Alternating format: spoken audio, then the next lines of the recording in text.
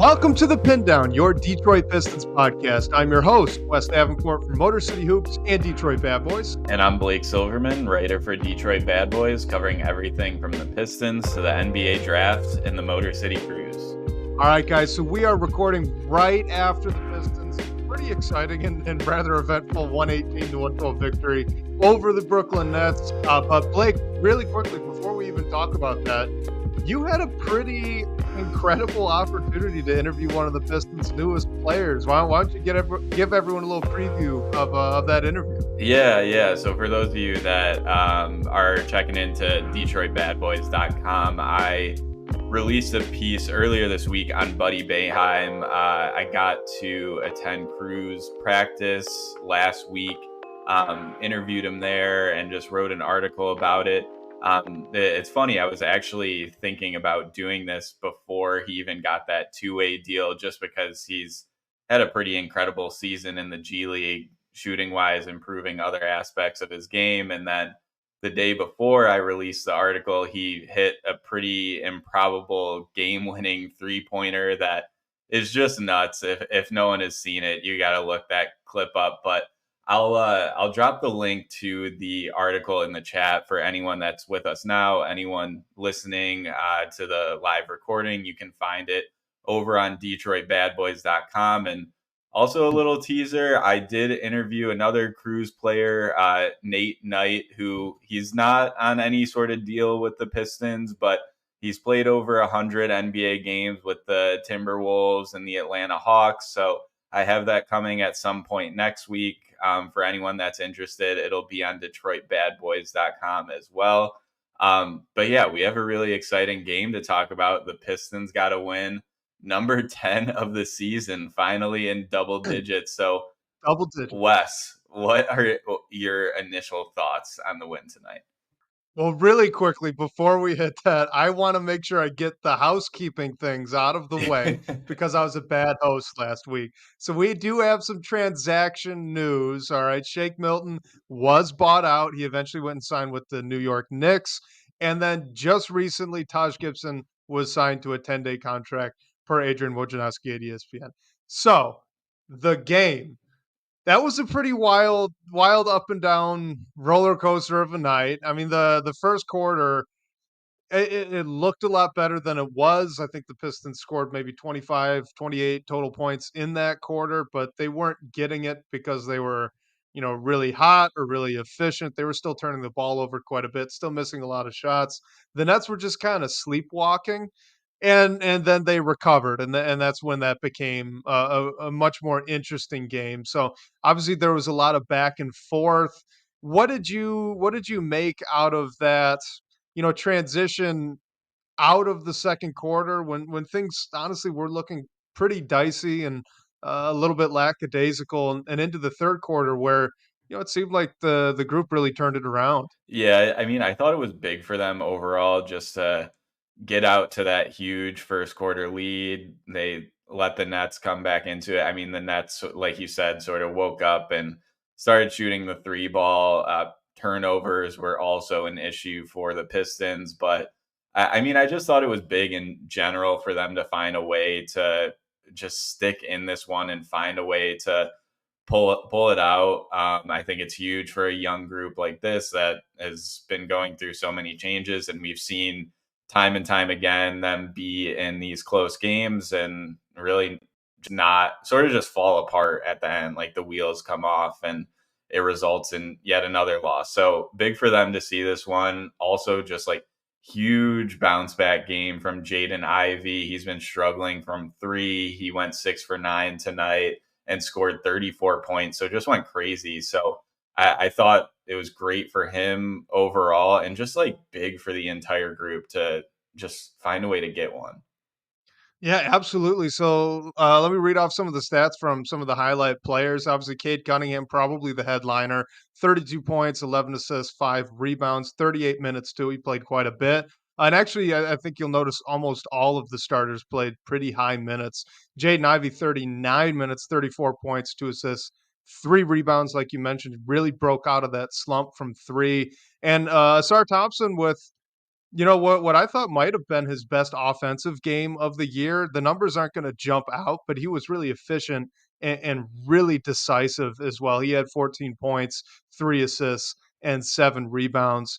You know, what did you make out of Ausar Thompson? We even saw a little bit of a heat check 3 there, in the 3rd quarter that probably shouldn't have taken, but, hey, he was having a night. You know what's funny with Asar Thompson is like I was always the one that sort of like believed in the shot, and I feel like it got to a point this season where I was like, yeah, I don't know if it's ever gonna get there. I think this might just be what it is, and he's really like, I mean, I don't think we can say he's a good shooter by any means at this point, but we've seen him knock down threes in big moments in the past few games and really just seemed to be improving here. He got up 7 threes against the Nets, which I think is big for someone like him who is not really getting checked on the perimeter, still having the confidence to put those shots up. Like you said, Wes, he made one and then hit like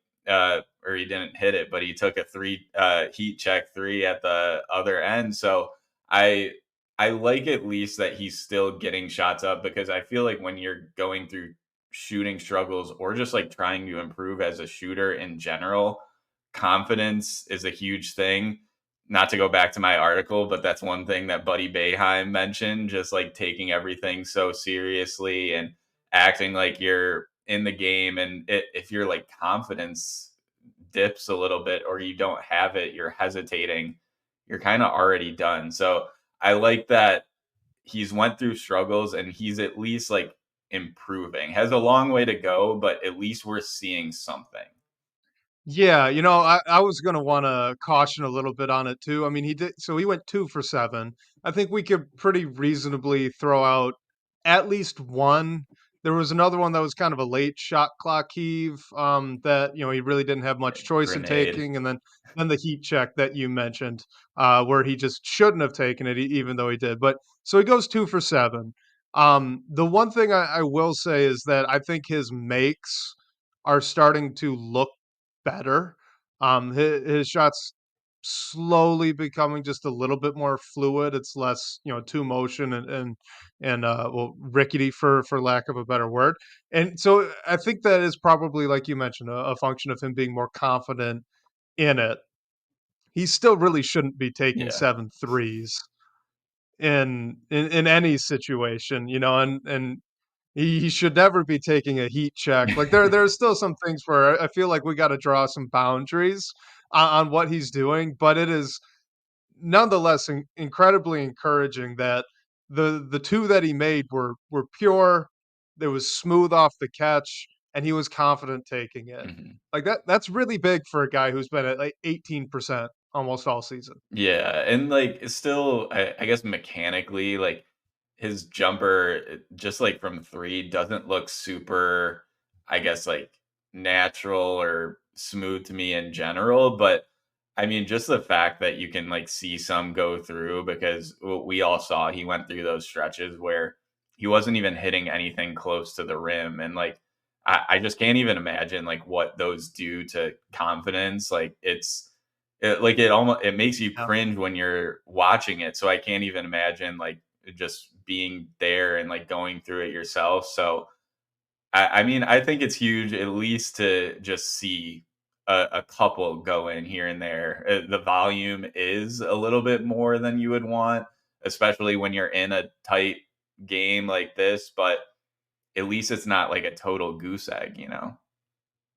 All right, let's talk about what I thought was probably the best thing that he did on offense all night, and that was how decisively he got to the rim, either on cuts or on rip and goes, right? He's still not being really ran at when he catches the ball at the three-point line, but guys are taking a step towards him, and, there's a little bit of a Jaden Ivey thing going on where he's just so athletic where that one step is all he needs if he goes right away.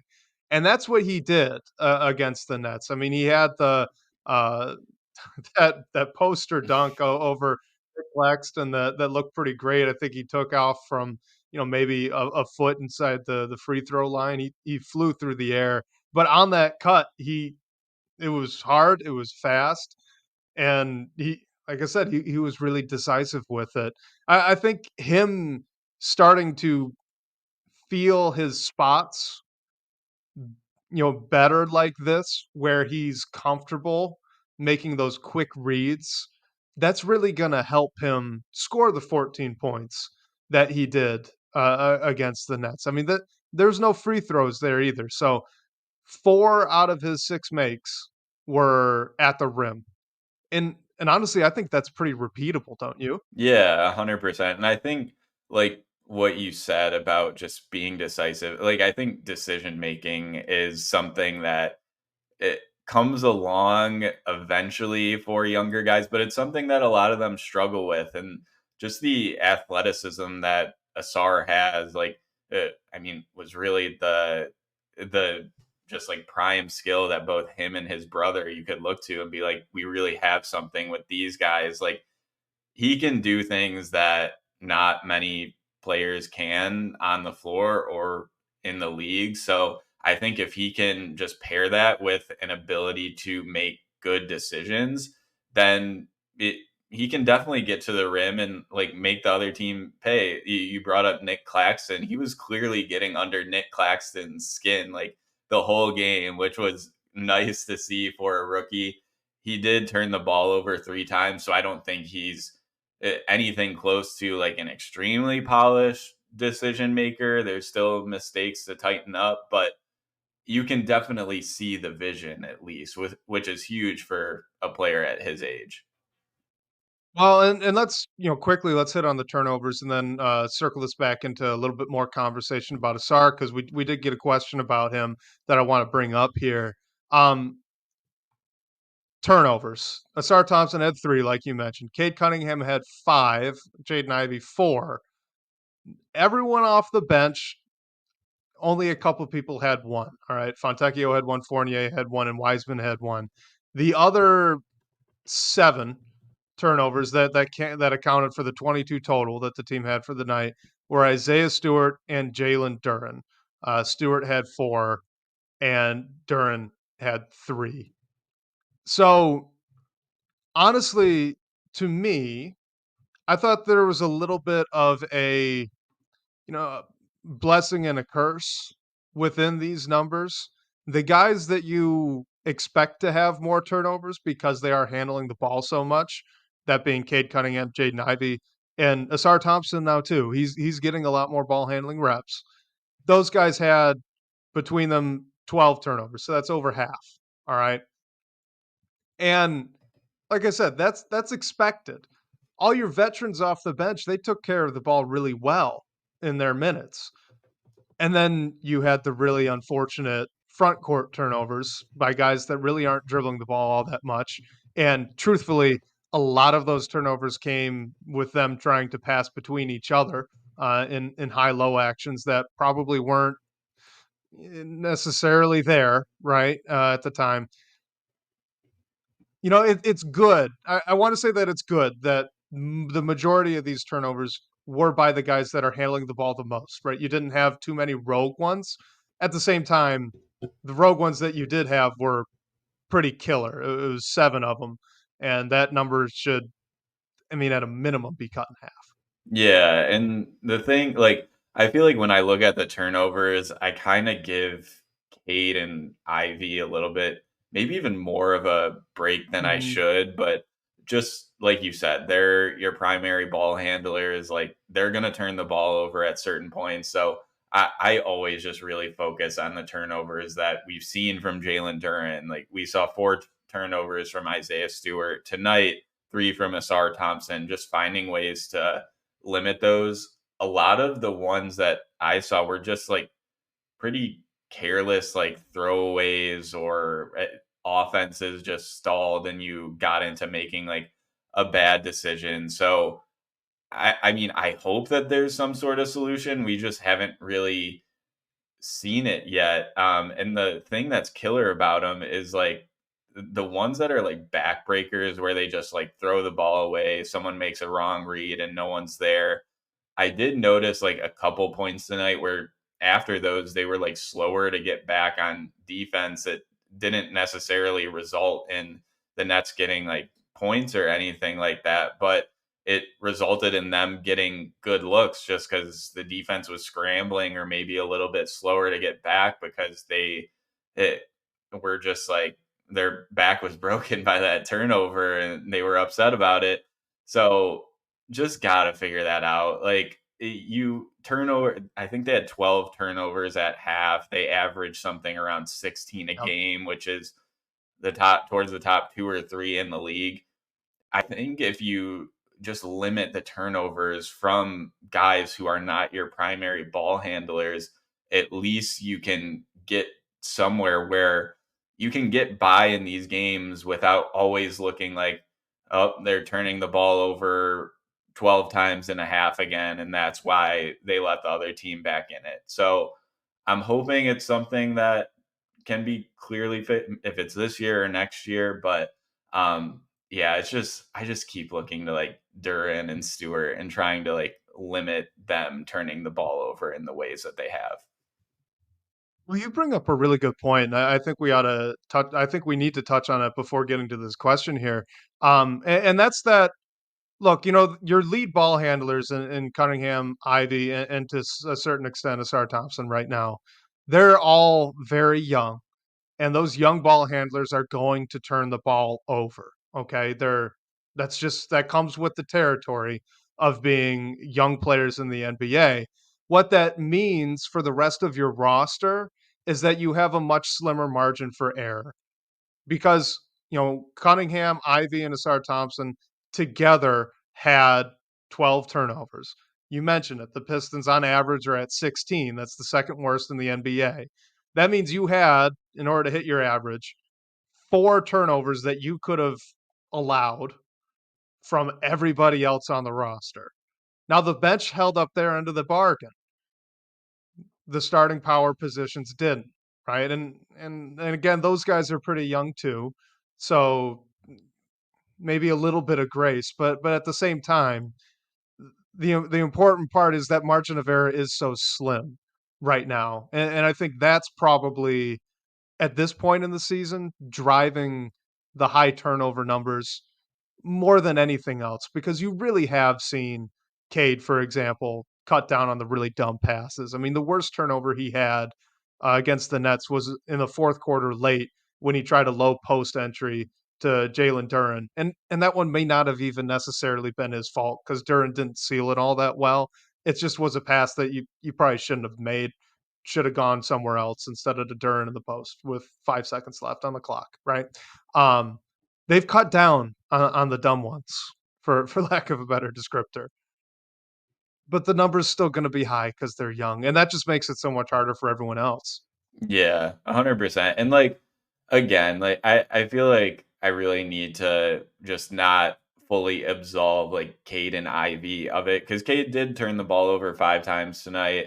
Might some of them Yep, might not have been his fault, like you said, but like that five number is what we were seeing at the beginning of the year when a huge topic that we were discussing was Cade turning the ball over. So would like to see him somewhere in that 2 to 3 range per game. Again, yep. knowing he's going to turn it over. But yeah, just when you have your like 4 and 5 turning the ball over multiple times a game from putting the ball on the deck, whether it's an offensive foul, whatever it is, like you just can't have that. Like you can't have those guys, I guess, ending possessions and allowing other teams to get out quickly in transition when they may not be able to get back as quickly as they would have, which just results in points. Like, luckily, it didn't lead to a loss tonight, but those are things when they have been losing these games, you look to and you're like, okay, that's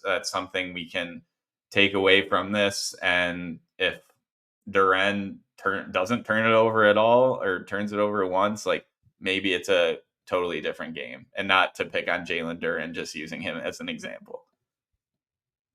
Yeah, absolutely, and I wanna just make sure I'm clear 'cause, clearly I probably should have presented this better. I'm not saying in any way that the 5 turnovers that Cade had were anyone's fault but Of his. course. I was saying that the dumb turnover that he threw in the late 4th quarter was probably a 50-50 split.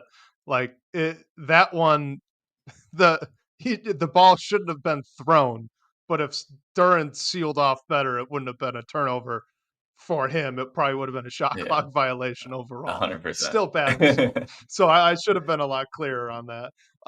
Let's get into this question here because this is a good one. We're talking about Ausar Thompson's having, probably his best offensive game of the year, at least in terms of how he played, not necessarily the number. And he was still fantastic on the defensive end all game.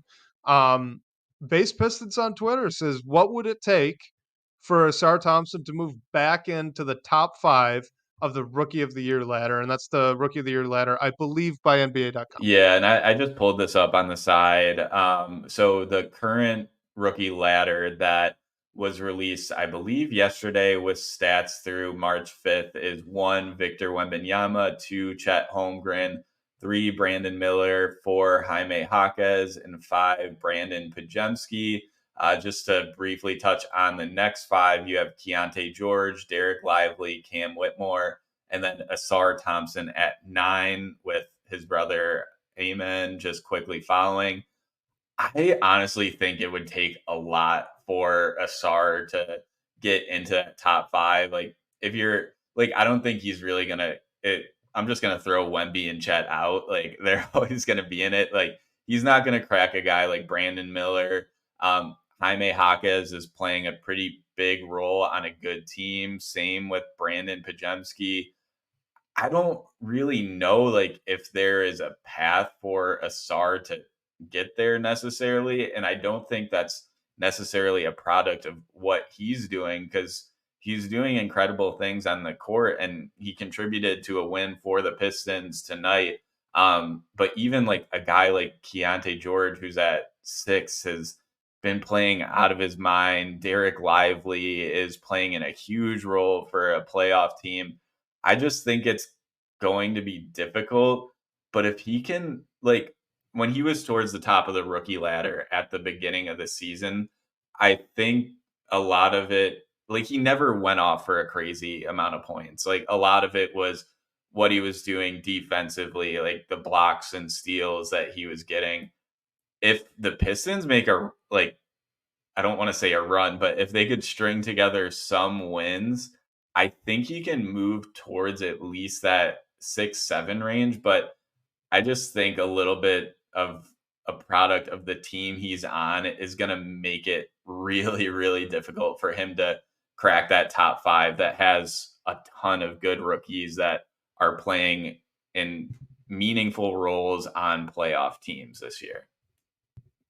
Yeah, I was gonna say the exact same thing, unfortunately, and then I'd add too that, listen, I understand that this is, meant to be a bit of a power ranking so that it's fluid throughout the season, but at the same time, it's a national thing, okay, right? So a lot of that, the guys that are in the discussion for the top 5 are more or less decided by the All-Star break because you make your first impression, you back it up, and then you're in.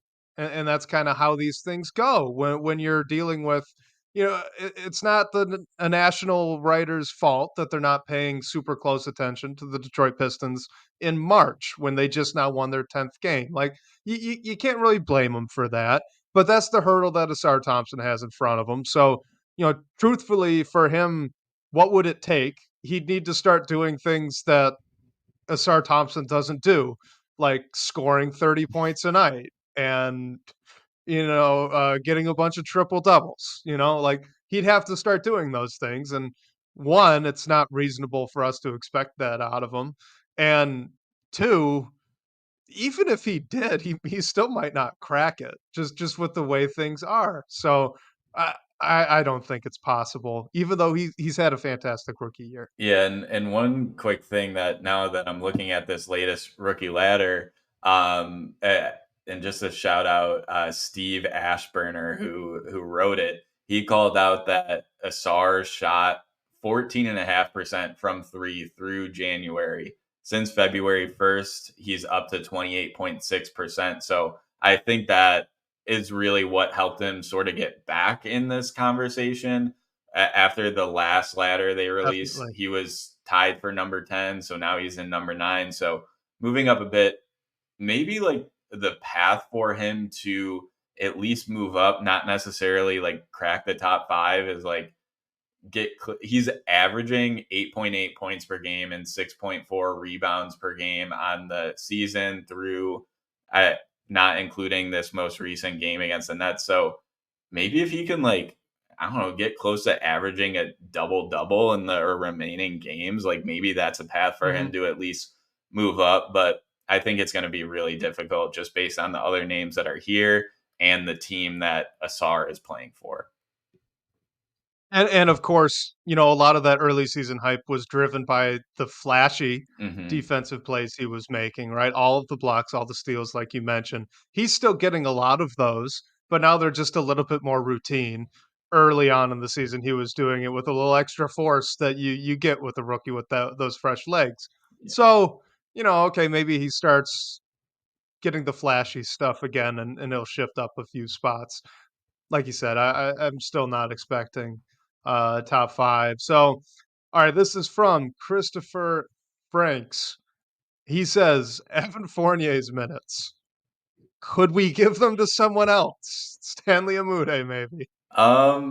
This is tough because like I've kind of liked what I've seen from Evan Fournier, and it's funny because when all the moves were made at the deadline, like he was the one name that stuck out to me that I thought probably it either would be out of the rotation or not on the roster once the moves we made went above the amount of guys you're able to have on the roster. But he's stuck around. I think he's provided some good minutes. I mean, he didn't do a ton against the Nets, but he still made like he got a steal, which made like a pretty nice play on defense. And the team needs shooting. He was 0 for 1 from 3 against the Nets, but I think he's a guy that you can go to and a team that was like looking to have veteran presence on the floor, and all of a sudden they like really don't have much of that. You still have Troy Brown Jr. on the bench, who was a DNP CD against the Nets, and you bring in Taj Gibson for the 10 days. So you have those guys. But other than that, like it's really like Evan Fournier as your vet. So maybe they want at least one of those guys on the floor, and Fournier's the guy. I do think giving someone like Stanley Amude minutes is interesting. He's played well in the G League this year and has showed flashes for the Pistons. So as we get later on in the last 20 games of the season, maybe you do give younger guys an opportunity to show something. We don't know what's going to happen after Taj Gibson's 10 day. Maybe they bring some other interesting name that's a younger player to bring in and see if they can show something. So, in short, to like answer this question in terms of Fournier's minutes, I think they could give them to someone else, but I don't know if they necessarily will. Well, I don't know if they really should. You mentioned that you've kind of liked how he's looked. I have too. The defense hasn't been as bad as advertised coming to Detroit out of New York. And let me just read off what he's been averaging with Detroit since the trade deadline. All right. 8.9 points on 37.5% from three in just under 19 minutes per game. Like all year, we've been clamoring that, hey, they need floor spacers. Well, he's shooting that percentage on 4.5 attempts off the bench in not a lot of minutes. He had 12 against the Nets, wasn't his best night, but he had a couple really nice defensive plays as well. Like I think he's been solid for what he is, and that's a guy off the bench that, like you mentioned, veteran presence, stabilizing guy, and then shoots a lot of threes, and that's pretty much what you expect to get out of Evan Fournier, and that's what you do get out of Evan Fournier right now, at least if he keeps this up. So, I don't see any reason to even shift those minutes to a guy that you sign off the street. Like he helps out guys like Marcus Sasser, Jaden Ivey, James Wiseman, who by the way had a really nice night against the Nets. We didn't get to touch on that, but Fournier helps him out. Just his veteran presence and his shot making off the catch. It really helps a lot of these young guys out. It gives them an outlet when they drive. It gives them these one more passes to boost up some easy assists and get some more confidence. I mean, that's a really important role, and you can definitely trust Evan Fournier to play it. So I don't think he should lose many minutes at all. Yeah, and another thing with a guy like you mentioned, he helps out some other players. Like Simone Fontecchio didn't really get it going at all against the Nets. I think they sort of planned for to defend him in a certain way, which resulted in Mhm. him not really being able to get going. But like Jaden Ivey has struggled from three lately. He was 6 for 9 against the Nets, but if there is a night where he's struggling from deep or a team is really like guarding Fontecchio closely, like Fournier is a guy you can go to and at least like trust to get up some shots, whether they're falling that night or not. But so yeah, like I'm with you there. I think his minutes haven't been a negative by any means, which I wasn't necessarily expecting when he came to Oh, Detroit. me either. Yeah, so I mean, it I don't see it really falling in the near future unless the season gets to a point where they really do want to shut some guys down and give like the Stanley Amudes of the world just some like run in the final 10 to 15 games or whatever it is. All right, let's jump over to this one here from Hero Ball in the DBB comments section. They're asking, based on analytics, what lineup gets this team the most wins moving forward? So this is obviously a little bit open ended. We both took a different metric that we rated it on, and I think we both came to the same answer. So why don't you go first, Blake? We did, which was funny that our minds were in the same place, just got there a little differently. But yeah, I think the lineup that we both came to is Cade, Ivy, Duran, Fontecchio, and Ausar Thompson. I The way I went to with this was just looking at the net rating of 5-man lineups. I looked at lineups that have played 100 or more minutes together, and that one that I just called out has a net rating of 2.2. So if you're looking at the starting group, really what that does is puts in Fontecchio in place of Isaiah Stewart.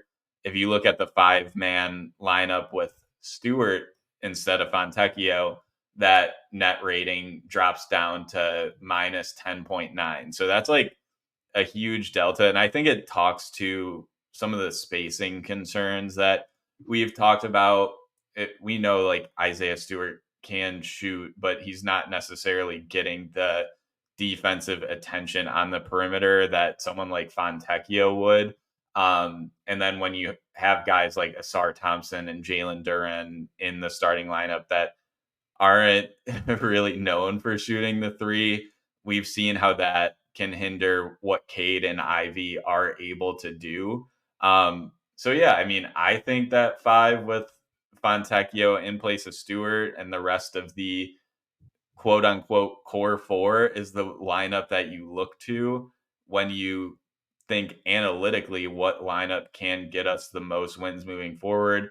And what's the most interesting about it to me is like for the net rating to be positive, like their defensive rating isn't horrible. Like I think the discussion of Stewart in place of Fontecchio is really defensive minded. You can't like say enough about what Isaiah Stewart brings on the defensive end of the floor. But like we've said in the past, like bringing in Fontecchio instead of Stewart and maybe playing Stewart as your backup five in place of Duran doesn't drop the team's floor defensively, I think, as much as people would think. And like the reason that this lineup isn't getting as much run as it did when Isaiah Stewart was out. Well, and it doesn't drop that much because Fontecchio's a pretty dang good defender. Hmm. Like he's not Bojan. We've talked about it before. He's not a traffic cone out there. He uses his length well. He's strong, and he's a pretty decent rebounder for his size. And when you're starting Jalen Duren and Ausar Thompson, I'm not all that worried about rebounding. Those guys Yeah. are pretty dang good at it, right? So the fact that Stewart is a better defender, yes, and Stewart is a better rebounder, yes. Fontecchio is a much better offensive player, and that gap is larger than the gap between Stewart defensively and Fontecchio defensively. I think you could also make an argument just based on fit of inserting Isaiah Stewart for either of Jalen Duren or Asar Thompson if you're just purely trying to all we care about is winning games right now. I could imagine that lineup being fairly solid. That lineup hasn't gotten many minutes. We did see it a little bit against the Nets with Stewart playing the five as Jalen Duren went into some foul trouble, and honestly, it did look pretty good. Um, but overall, yeah, if we're just gonna look at lineups that have been getting minutes and analytically what would be their best bet, it's that exact one that you brought up. And I'll add that I got to it by looking at the net effective field goal percentage, which is just an efficiency metric, and it looks at what your team is doing efficiency wise versus what the other team is doing. And that lineup is just about neutral, which is the best lineup that doesn't include players no longer on the team. Yeah, and also the interesting thing when we're talking about like analytically what lineups will lead to the most wins, like we both got to a lineup that is obviously going to be our starting five. So what does your bench look like at this point? And I think it even like Fontecchio in for Stewart, like your bench lineup is pretty good. And Steve T in the chat brings up having Grimes in there in place of Asar Thompson as well, which definitely is an option. And I think either if you have Asar in there, if you have Grimes in there, like those are two pretty good defenders. In theory, Grimes should be able to shoot the ball better and create even more spacing for Cade and Ivy.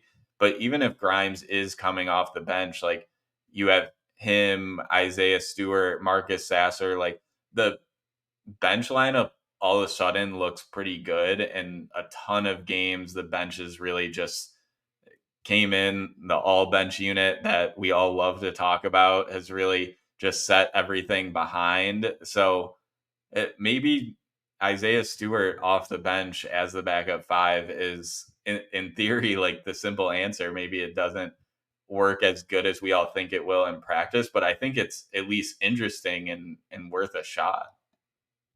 All right, just for fun, let me ask you this, somewhat based off of Steve T's lineup here. He kind of inspired me. If you only care about winning the next game, there's no long-term development concerns, nothing. We just want to win. Could you make an argument that the best, five-man unit they could put out there is, assuming health, Cade Cunningham, Quentin Grimes, Simone Fontecchio, Asar Thompson, Isaiah Stewart? Oh man, I'm gonna say no, just because I think you need to have Jaden Ivey No? out there. I was just curious. Yeah, yeah, which is an interesting one. Well, the 3 and D, right? The Yeah. 3 and D. Yeah, I mean, it lends itself to, like, the spacing and defending discussion that we've had and we know is a priority, but I think you especially I know we're talking about just winning the next game, but I think especially in this season, you need to see what you have with Cade and Ivy playing next to each other.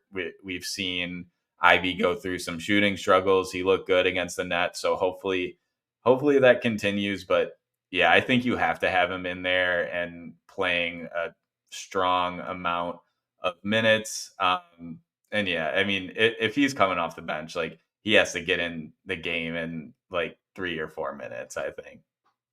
For what it's worth, my yes and no answer was gonna be like, yeah, if you really only cared about winning tomorrow, that would be the lineup you should use, but you should really not only Yeah. care about winning tomorrow. There's a lot more at stake at this point when you've only won 10 games on March 7th as of our recording right now.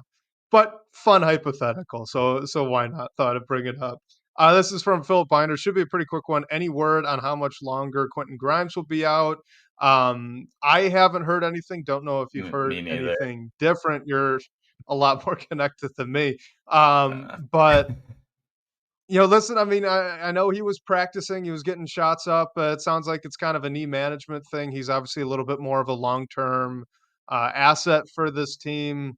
I, it doesn't seem like it's anything to really worry about. He's just getting some extra rest to let it heal up the rest of the way. Do you have a different impression? No, I mean, to me, it's kind of just like a bummer. I don't know Yeah. anything. Just going off of what we've all heard, it seems like they're being a bit more cautious with him. Like maybe the knee injury is a bit worse than or not necessarily worse, but is just taking a little bit longer.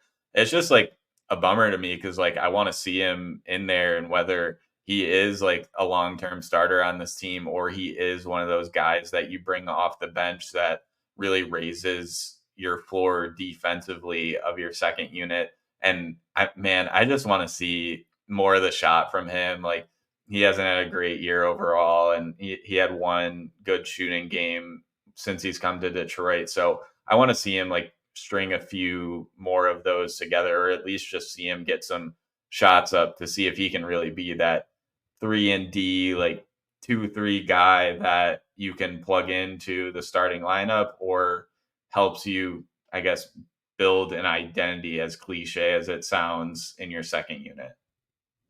Yeah, absolutely. And I mean, with every lower body injury, you got to bring up that very well could be the reason he's not shooting well right now. If he's not getting the lift that he usually would get on his jumper, or getting that lift takes a different amount of effort, and you have to deal with some pain. Like all of those things can throw it off. So maybe that's part of it. Who knows? We won't know until he's healthy, and he probably won't get healthy until he gets this rest. So hopefully it's not too long. And it really would be great to see him finish out this season, just to get a little glimpse at what they got. Let's go to this one from our guy Camille. He says, "What is Fontecchio's contract value to you?" So I want to spin this into an off-season conversation. Obviously, it sounds like the Pistons are very invested in keeping Simone Fontecchio around. He's going to be a restricted free agent. So, what would you value the next contract for him at? Would it look a lot like Isaiah Stewart? More? Less? Where are you at with him? Yeah, the number and I guess like contract framework that kind of jumped out immediately to me with Fontecchio is a deal similar to what Marvin Bagley had. I don't think like I thought that Marvin Bagley was on like a great deal in terms of years. Like we wanted his money off the books, but um, if you can get him, and I think that number like Bagley was at 12 million a year. I think that number would be inflated a bit just due to the salary cap going up. So that puts him somewhere in like the 15 to 20 range for me. And that number almost gets you like on the higher end is what Bojan was being paid on his contract. So I think the question to me, which like I'm not sure, like I'm leaning towards yes, but I'm debating if he is a $20 million player, which honestly isn't a ton with how crazy the salary cap is getting. But knowing that you're going to have to, like, Cade's extension eligible this summer, you're going to have to pay Jaden Ivey, Jalen Durant, all your young guys eventually, if you're keeping them around, like, you want Fontecchio on at least a manageable contract, and that is somewhere in that like 15 to 20 range for me. Hopefully on the lower end if Fontecchio in exchange for maybe getting 3 years guaranteed takes more of a team friendly deal. So that's where I'm at. I always find it helpful to think less about the number exactly and think more about how that number relates to the full mid-level exception. All right, because the salary cap, it keeps rising and it's going to consistently be rising over the next few years as this new TV money kind of trickles in. The current mid-level exception for this year is about $12.5 million. Next season it'll be just a touch under 13. So the question I think to ask is Simone Fontecchio a mid-level exception guy? I'm pretty confident that that answer is a no. I think he could probably get more than the mid-level exception elsewhere, outside of Detroit if the Pistons were to let him go do it. So, how much further over that $13 million number is fair to go for Fontecchio? I'm looking at, maybe Isaiah Stewart being a good benchmark. He's in that 16-ish range, but truthfully, I could see it getting a little bit higher than that as well. I mean, maybe Isaiah Stewart, isn't viewed as a long-term bench piece, but the contract that they gave him is a pretty good value for a third big on a good team. So, that the Stewart's already getting paid bench player money.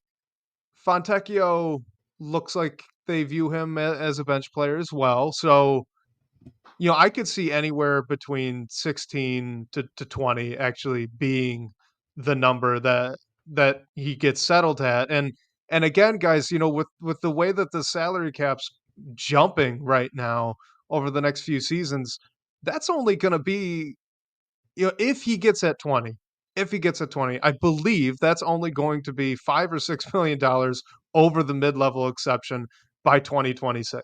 Like, that's it sounds like a lot of money, $20 million. It's not going to be a lot of money as we progress through this contract. So, for me, anything between that 16 to 20 is absolutely in play, and not only would be in play in Detroit, but would probably be in play most anywhere else he looks. I would be shocked if, it's a Marvin Bagley-esque deal where it's effectively the mid-level exception Yeah, at this and point. the thing with Fontecchio, which I think might even lend him to getting something in the higher end of a range, we think, is like he has the archetype and the tools that are coveted across the league.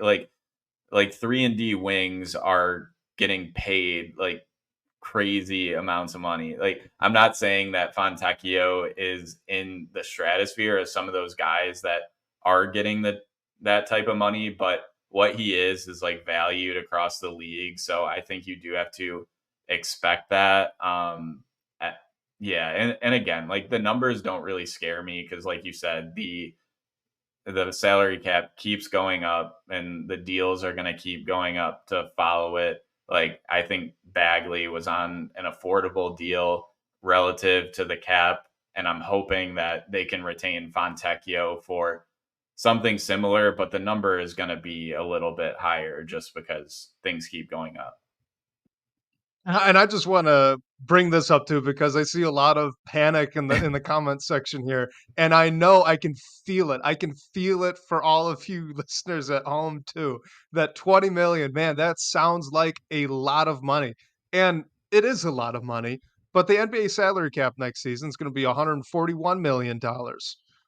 That's just to like get to, I believe that's just to get to the tax thresholds. Okay, so you could even go above that if you really wanted to. $20 million is 14% of that. Like it as a percentage, it's not going to be that big. And I don't truthfully think he's going to get to 20. I would expect somewhere between, 16 to 18, I think is probably the sweet spot. But if it does climb up, like it's not going to be the end of the world.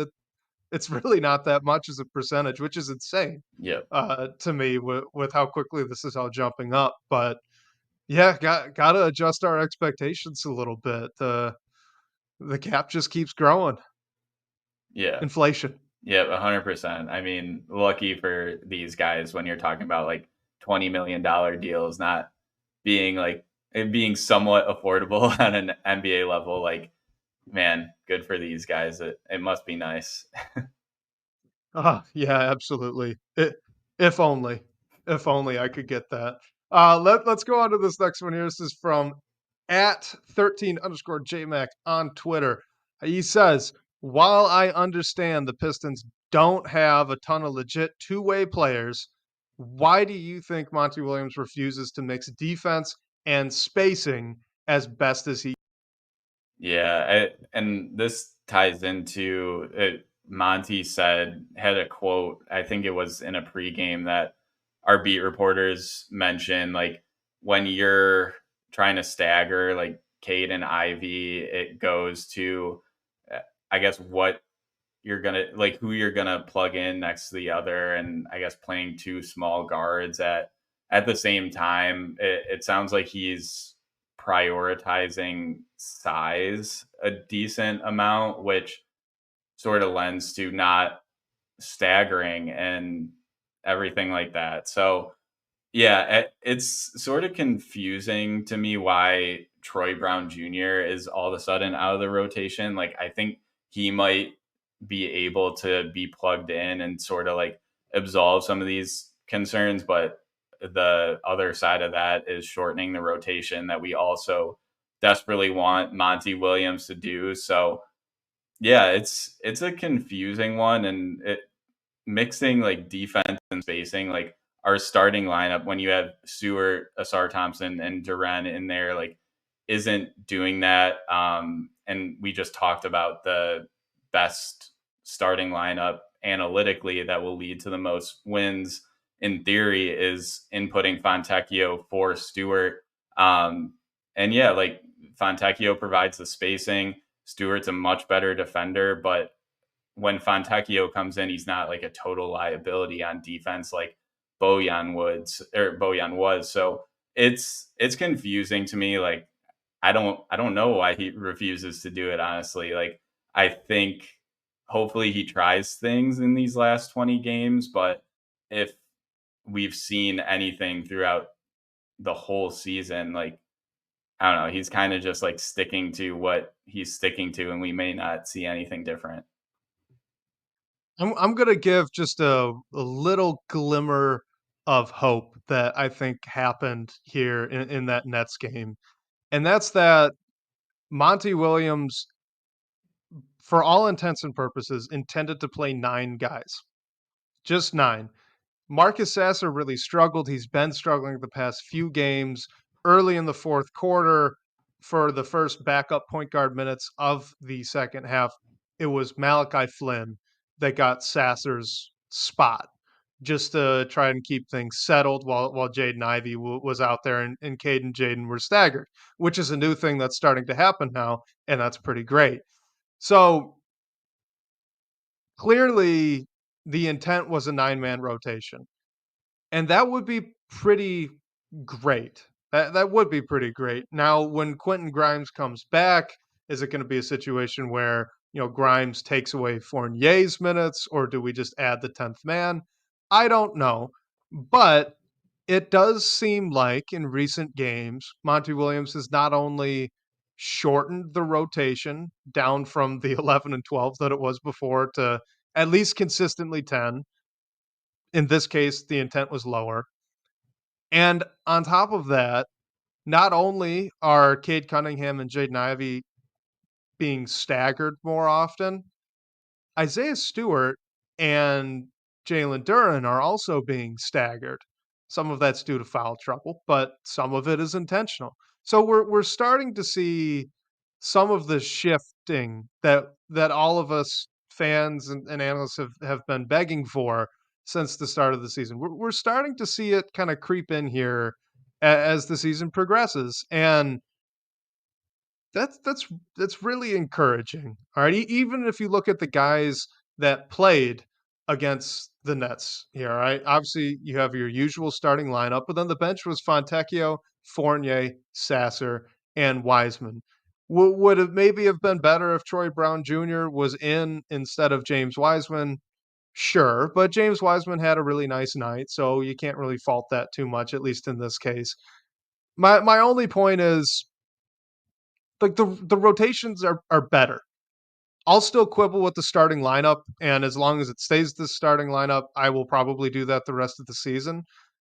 But, compared to where we were, this is night and day better than the situation that the season opened up at with, Killian Hayes, Ausar Thompson, and Jalen Duren and Isaiah Stewart all playing together as a four-man unit. Like, this is much, much better. Now we're kind of splitting hairs off the bench. So, hey, a little bit of hope, right? A little bit better. Yeah, and I think the confusion like goes back to those games where we saw 10 guys in the first quarter, like an all bench lineup, and you didn't see Marcus Sasser in those first 10 guys that were Yeah. in the game for some reason. So, yeah, I think at least we're seeing a little bit better of rotations as well as minutes distribution. Like, um, the all your starters played like crazy high minutes in the win over the Nets.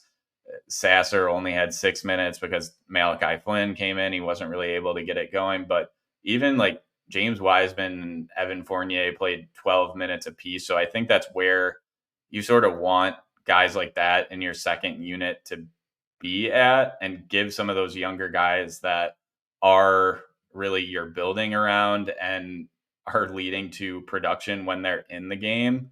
Like just play them close to 40 minutes or however close you can get them because there's only 20 games left. They should have the ability to do so, and that's just where you see the most production and staying away from an all five bench lineup.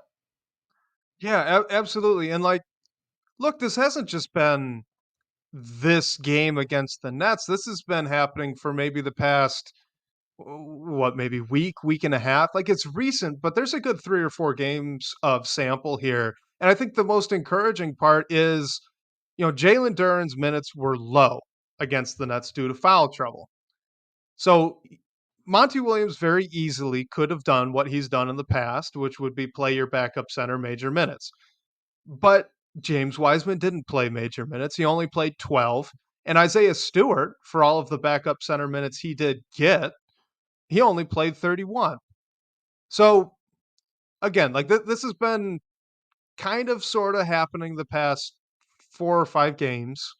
And it is a really positive trend. It is a positive trend. Maybe it's not perfect, but I mean, I'm not the coach, so the coach isn't going to do exactly what I want to do. That's just how this all works. So I'm encouraged by it. I'm really encouraged by it. Yeah, and like you said, it'll be interesting once Grimes is back how that changes things, but at least it's not like yeah, we saw Stewart play the backup five, but only because Jalen Duren was in foul trouble. I'd like to see that in more situations if possible, because it really just doesn't it minimizes an all bench unit just like sinking what they've been doing, allowing the other team to get out onto runs. The Nets were able to get back into it when the second unit was in. And again, like with the starters playing, like Cade and Ivy playing close to 40 minutes, Ausar Thompson playing over 40 minutes, it helped them pull it out in the end. I don't think it's like perfect by any means. There's a ton of stuff that they need to clean up. But if you can more like manage the minutes similar to how they were against the Nets, I think it'll put them in better situations at least. Well, and real quick, I mean, here's the thing, Blake, with this Nets game, right? Jalen Duren, yes, he was in foul trouble, so his minutes were lower, but Jalen Duren still does not consistently get, more than 35 minutes a night. All right, he's still a fairly for a starter, fairly low minute starter. It's usually around 31-32. Okay. So he played 30 minutes. So there was maybe 1 to 3 additional minutes that he could have had, Hmm. right?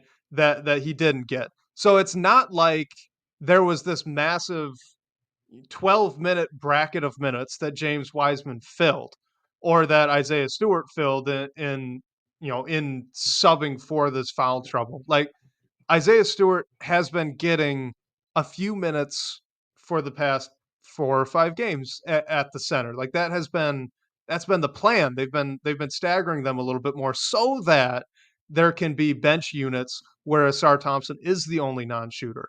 And that's pretty exciting. Like, hey, a light bulb went off. They're finally starting to do it. So, let's let's talk about James Wiseman because we got one question on James Wiseman, and then I think we'll have to wrap it up because we're about to run long, but that's what we do. This is from Philip Binder again, and it's a pretty good question. James Wiseman had a great night against the Nets. He was really impactful on defense. He scored efficiently. So Philip asks if James Wiseman keeps playing like he did tonight, do you re-sign him? And let's just make sure we have the stats for him. It's 10 points that he scored. He grabbed 3 rebounds, blocked 1 shot, and was generally more impactful as a rim protector than that one block shot indicates. Only in 12 minutes. Yeah, I mean, I'm gonna say no. I think if you had any like inkling to re-sign it, it would have to be for a minimum. But I'm leaning towards no. I feel like you know what James Wiseman is at this point, and I think uh, if not priority one, a very high priority is getting a defensive minded backup big if Stewart isn't the long term solution at the backup five. I think even if Stewart is the long term solution, you still need a defensive minded guy. Like Wiseman has showed some flashes on some nights offensively. We've seen him improve a bit as a rim protector, but I just think overall he's not a good defender, and I don't really see that improving very much in a new deal or anything like that. So I think in the role he's in, you just need to give that roster slot to someone who's gonna come in and just be more of a positive defender, like what you're looking for out of that role. Like just having a defensive minded guy as your backup big on top, like relating to all the defensive concerns that we've been discussing from Jalen Duren. I think it's one of the top priorities that this team has to address. Well, you kind of mentioned it. I do honestly believe that defensive-minded backup five, that's already on the roster. That's Isaiah Stewart. I mean, a huge priority for me this offseason would be adding another kind of combo wing forward type that's actually really, really good to push Stewart into that role. Now, look, James Wiseman hasn't been good in Detroit. I think we can all agree on that. He's not been a very good backup center in the minutes he got. I mean, he was beaten out by Mike Muscala even for that backup role before Muscala potentially kind of asked to leave and go elsewhere. If he plays like he did against the Nets, which in his defense, he's played like that before. This isn't the first time that he's flashed really positive rim protection skills for a low usage backup big. Throw All Star, Chris Bosh, whatever your comparison was for him on draft night, throw that out the window. For a big that maybe gets 12 minutes a night, 15 minutes a night, that's not going to shoot a lot and is just going to try and block shots. He's flashed the ability to do that on a few occasions. So if he does it consistently over the last 20 games, like you said, bring him back on a minimum. I know he's technically a restricted free agent. There's no world where they pick up that qualifying offer. It is way, way too high of a number because he was the number 2 overall pick. So treat him like an unrestricted free agent. If he wants to stick around and the Pistons, think that he played well enough as a defender to be a break glass in case of emergency, third center on your roster just in case someone gets hurt. Yeah, absolutely. Keep him around. He seems like by all counts, he's a great guy, good kid, hard worker. Teammates love him, all that stuff. So I think he has a chance to prove himself, to prove that he should stick around. I don't know if he will, but look, if he's gonna be consistent over the last 20 games as a defender, as a shot blocker, and as a rebounder, and make the occasional dunk every now and then, yeah, sure, keep him on the minimum. That'd be just fine with me. Yeah, I mean, I think even if he was that like break glass in case of emergency center, like I would like someone that was at least a bit more known as a defender. Like I'm almost okay just giving up a bit on the offensive side just because I think defense in that slot has been such a problem overall. So I would lean towards trying to go and get someone else, but if he is like all that's there, which is sad to say, like I guess a minimum is fine, but I hope they go in another direction at least for that third center if it ends up being a second center, whatever it is.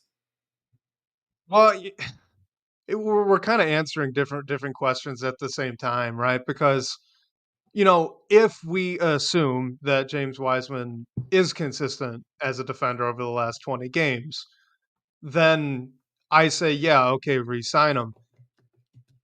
Do I expect him to be consistent as a defender over the last 20 games? No, I don't. I really don't. He hasn't been consistent all season. So, like directly, Philip, to your question, like if he's going to do it, if he proves himself, definitely third center. Love it. Keep him around. How realistic is that? Gosh, I don't know. Probably not all that realistic at all. And since we are talking on free agents, I wanted to bring back up the numbers because I did get more detail on it. So the salary cap, $141 million. The luxury tax kicks in at $171 million. And then your first apron above that is $178.5 million.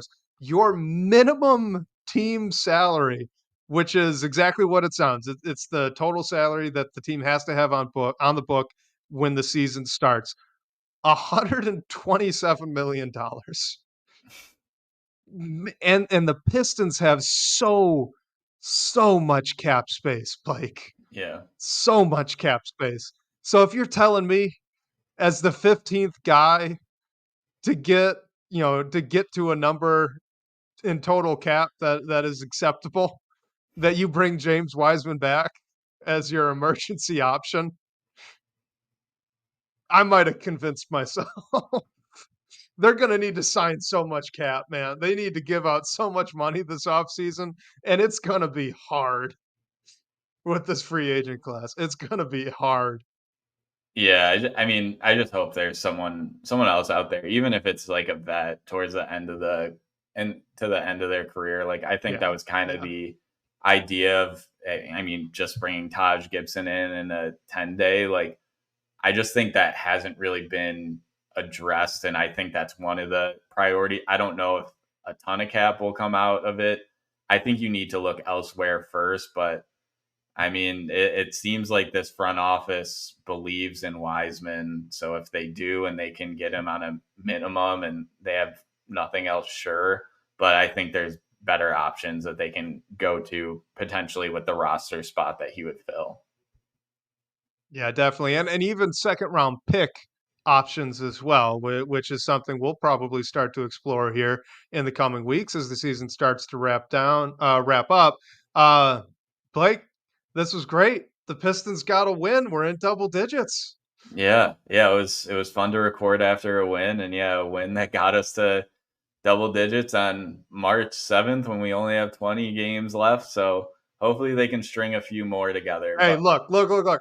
we were asked early on during that 28 game losing streak if the Pistons would even get to this point by That's the end of the true. year. And we sat there and we said, guys, I don't know. Yeah, very true. And they did it, Blake. Very They true. did it. Good for them. Hopefully they can get a few more to get past whatever that magic number is. I think it's 13, right? For like the worst record. Yep. Okay, well, hopefully they. Oh no. They already passed the worst ever record. Oh So yeah, that they one should be was in good. like a shortened season. So yeah, hopefully they Yep. can at least. Who knows? Try to get to 15. I feel like that's a good number to shoot for, play for something. But Not the number one pick anymore either, I by the know, way. and which it'll be okay. There'll be interesting guys on the board, no matter wherever they are selecting. So yeah, can't wait for that discussion to happen too if they string a few more wins together. But special thank you to Sean Corp, managing editor of Detroit Bad Boys, for supporting this show, and shout out to you guys for the great questions and talking points tonight. We'll catch you next week, whether on your commute or live with us here on YouTube. We can't wait to talk more Detroit basketball with you.